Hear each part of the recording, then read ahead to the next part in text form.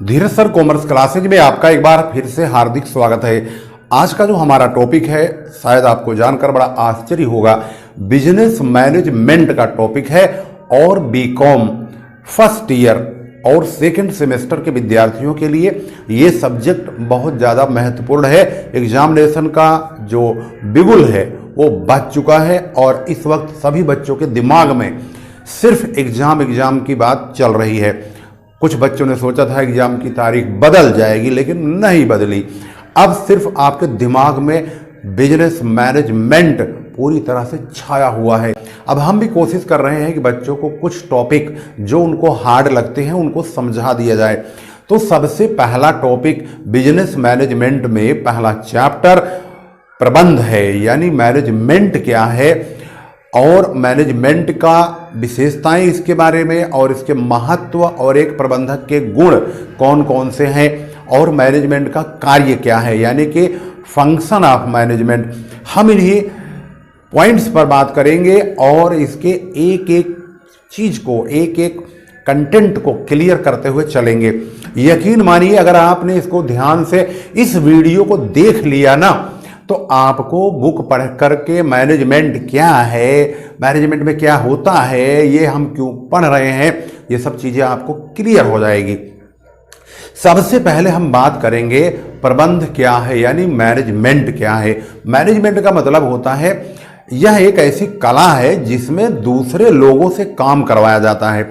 जब किसी फैक्ट्री में कोई मैनेजर बैठा होता अपनी कुर्सी पर, उसके साथ में 50 वर्कर उसके अंडर में काम करते हैं, तो वो सारे वर्करों 50 तो मैंने कम कहा है, बहुत ज़्यादा होते हैं, लेकिन वो सारे उस मैनेजर के सारी बातों को बहुत ध्यान से सुनते हैं, समझते हैं और जैसे जैसे वो ऑर्डर देता है वैसे वैसे वो लोग काम भी करते हैं। इसका मतलब साफ है कि उस मैनेजर के अंदर ऐसा तो टैलेंट है जिसकी वजह से वो इतने सारे वर्करों को डील कर रहा है, उन सभी लोगों को हैंडल कर रहा है।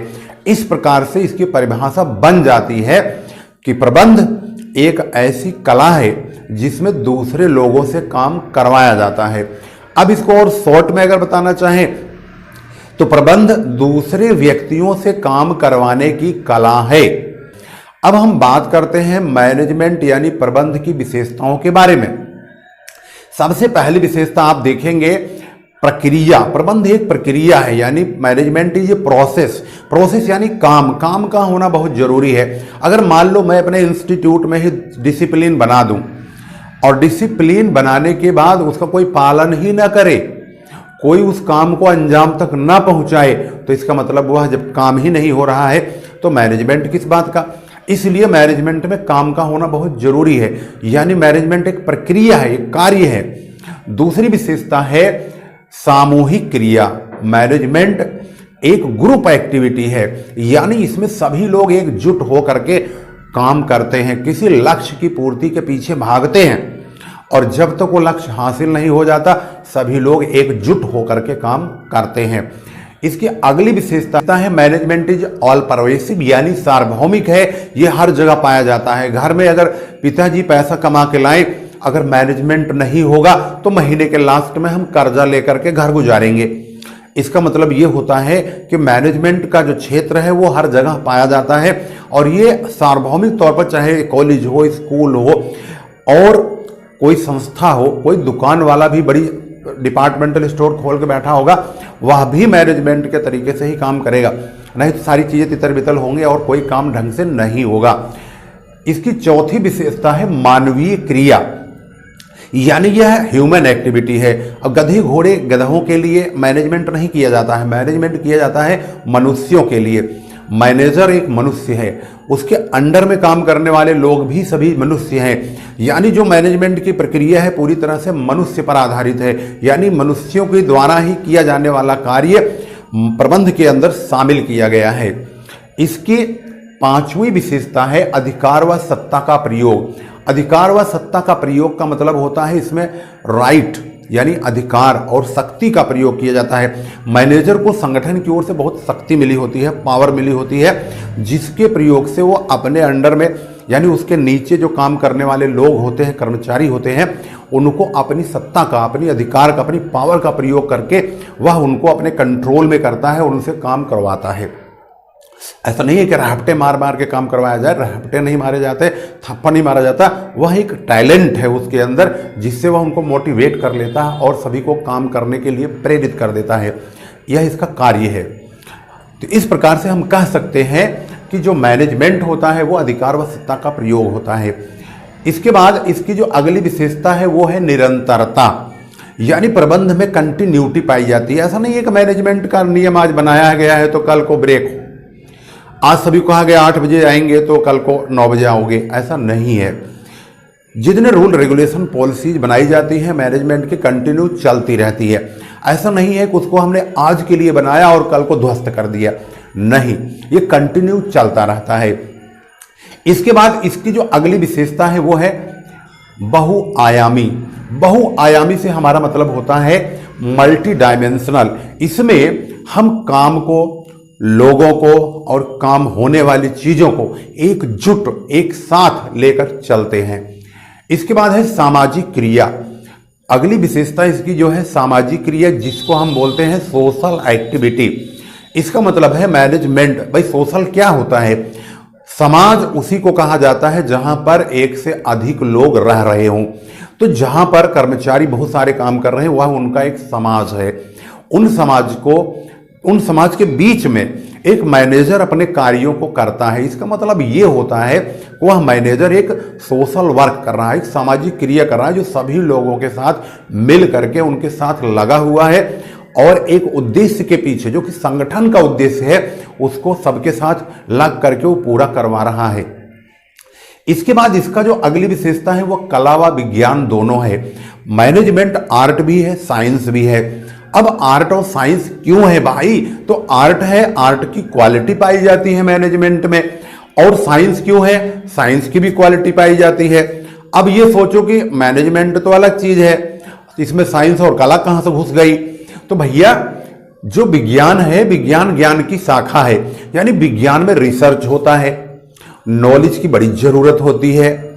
वही काम, वैसे ही रिसर्च वह मैनेजर भी करता है।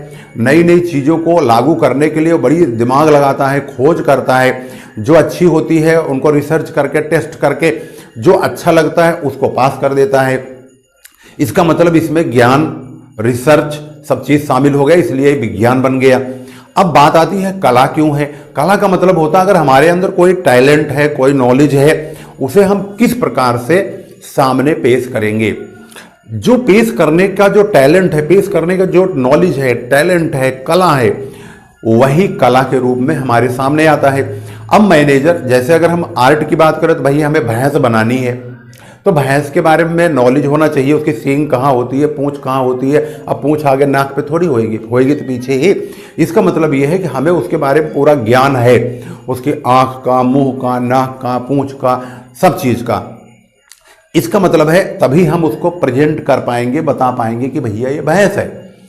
ऐसे ही मैनेजमेंट के अंदर भी अगर उस बंदे के अंदर यानी उस मैनेजर के अंदर कोई नॉलेज है, वह नॉलेज कैसे सामने वाले के सामने पेश करेगा, यानी अपने नॉलेज का प्रदर्शन, प्रस्तुतिकरण कैसे करेगा, वही तो कला है।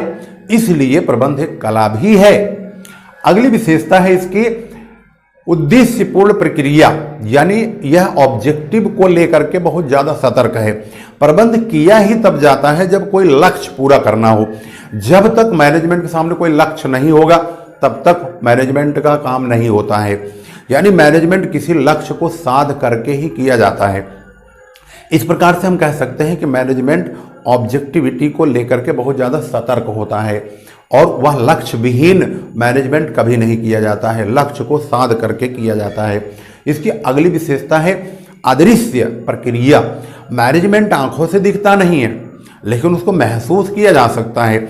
अगर आप किसी फैक्ट्री में जाते हैं, कारखाने के गेट पर अगर खड़े होते हैं और आपका कोई जानने वाला, उससे आप मिलने के लिए अंदर जाना चाहते हैं, तो आप गेट पर ही चौकीदार से बोलेंगे भैया मुझे रमेश से मिलना है, तो वो कहेगा गेट पर एंट्री करो, नाम लिखो, फ़ोन नंबर लिखो, एड्रेस लिखो, फिर अंदर फ़ोन करेगा भाई रमेश आप फलाने को जानते हैं क्या?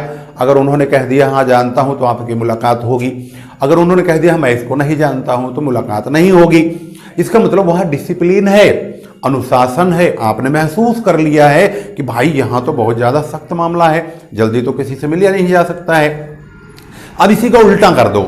अब आप जाओ, गेट पे कोई गेट मैन ही नहीं है, अंदर फैक्ट्री में धड़ल्ले से चले जाओ और भाई रमेश क्या हाल चाल है, गले पे हाथ रखा, कंधे पे हाथ रखा और हल्लो हाय करने लगा। वो अपना काम बंद करके आपसे हल्लो हाय ठहाके बजाने लगा। इसका मतलब है वहां पर मैनेजमेंट नहीं है।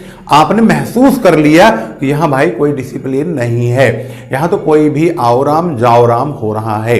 तो यहाँ पर आपने महसूस किया कि मैनेजमेंट अदृश्य है, आंखों के सामने कोई संपत्ति नहीं है, कोई मशीन नहीं है, कोई ऐसी चीज नहीं है जिसे हम देख सकते हैं, छू सकते हैं, परंतु महसूस कर सकते हैं।